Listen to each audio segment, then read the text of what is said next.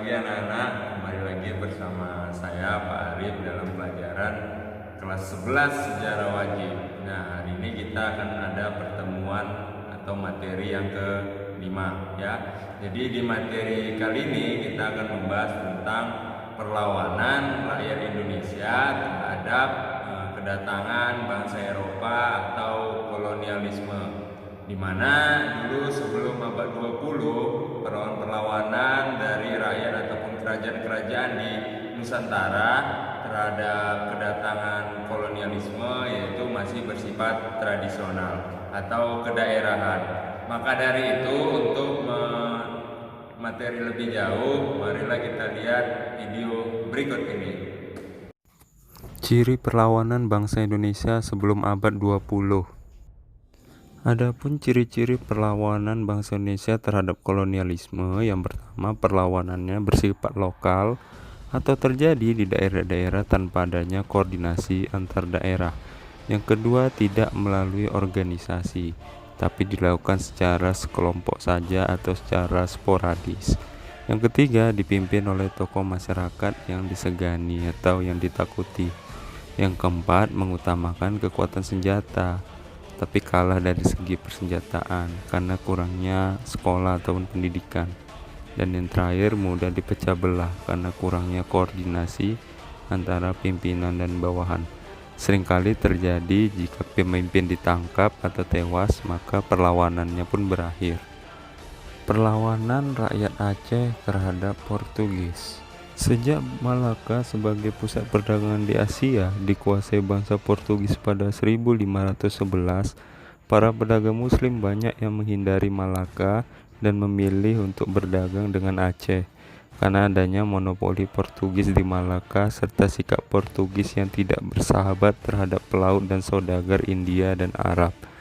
Posisi Aceh yang strategis membuatnya mudah disinggahi oleh pelaut dan saudagar asing sebelum mereka menuju pelabuhan-pelabuhan di Nusantara atau sebaliknya.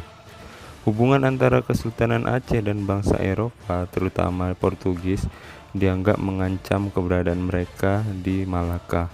Sikap Kesultanan Aceh di bawah Sultan Ali Muyagat Shah, yaitu sultan yang hidup pada 1514 sampai 1528, menentang kehadiran bangsa Portugis di Malaka.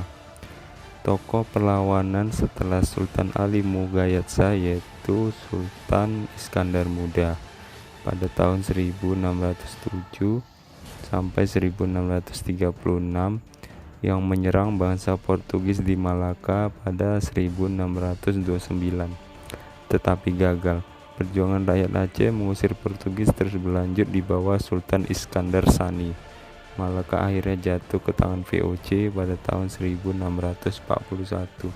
Perlawanan terhadap Portugis juga terjadi di wilayah Maluku, di mana latar belakangnya monopoli perdagangan oleh bangsa Portugis yang pertama kali datang ke wilayah Maluku pada tahun 1512 untuk membeli cengkeh dan pala.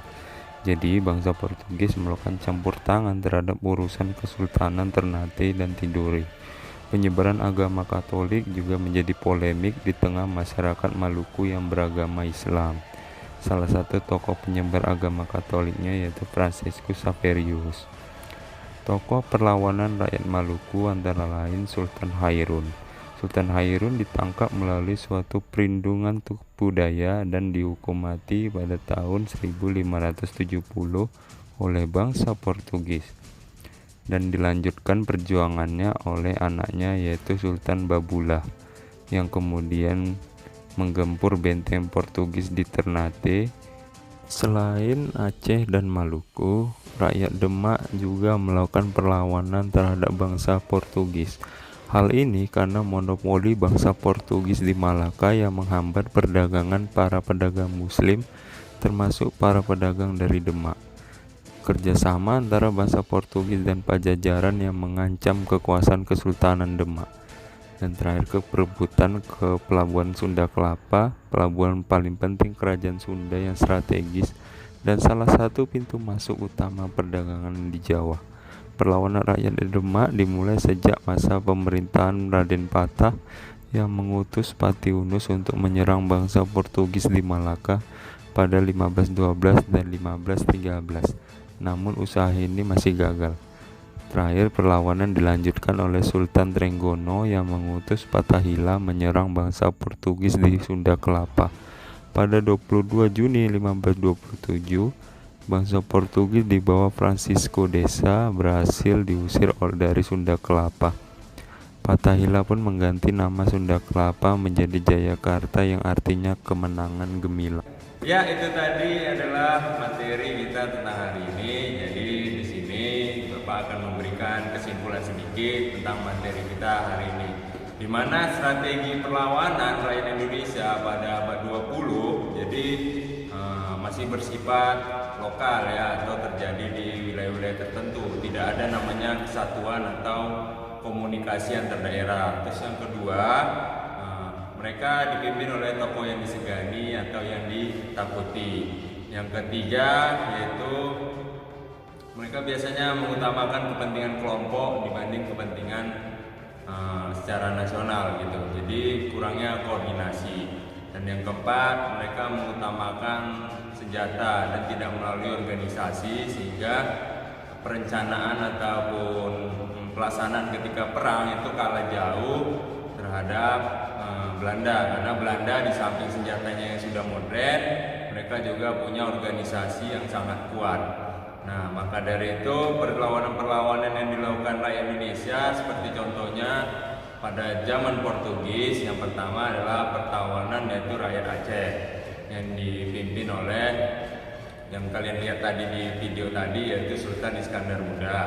Terus yang kedua yaitu perlawanan rakyat Demak yang dipimpin oleh Sultan Babulah, yaitu di mana beliau mengambil alih Batavia sehingga dirubah namanya menjadi Jayakarta.